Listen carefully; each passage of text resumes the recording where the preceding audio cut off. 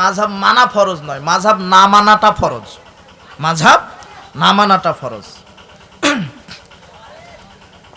আমরা কোনো ইমামকে মানি না, কোনো ব্যক্তিকে মানি না, আমরা স্রেফ মুহাম্মদ সাল্লাল্লাহু আলাইহি সাল্লামকে মানি, কোরআন এবং হাদিসকে স্রেফ মানি। কথা বুঝেছেন?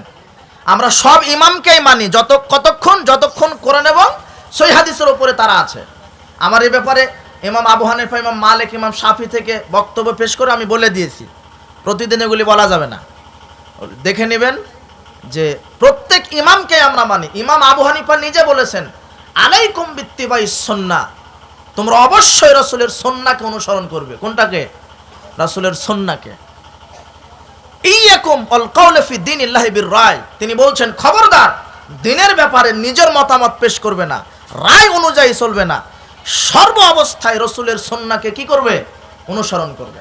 ফামান খরাজা ফাকাদ দাল্লা, যে ব্যক্তি সুন্নাহ থেকে বের হয়ে গেল সে পথভ্রষ্ট হয়ে গেল। এটা ইমাম আবু হানিফার কওল। এটা ইমাম আবু হানিফাও কি মানতে বলেছেন আমাদেরকে?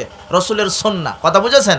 তিনি বলেছেন ইজা সাহাল হাদিস ফাওয়া মাযহাবি, যেটা সহিহ হাদিস যখন পাবে ওটাই হলো আমার মাযহাব। তিনি সহিহ হাদিস মানতে বলেছেন। আমরা প্রত্যেক ইমামকেই মানি যতক্ষণ কোরআন হাদিসের সাথে তাদের কথা মিলে যাবে। আমরা কাউকে মানি না, সে যত বড়ই নেতা হোক, যদি কোরআন হাদিসের উল্টা কথা বলে। কথা কি বুঝেছেন?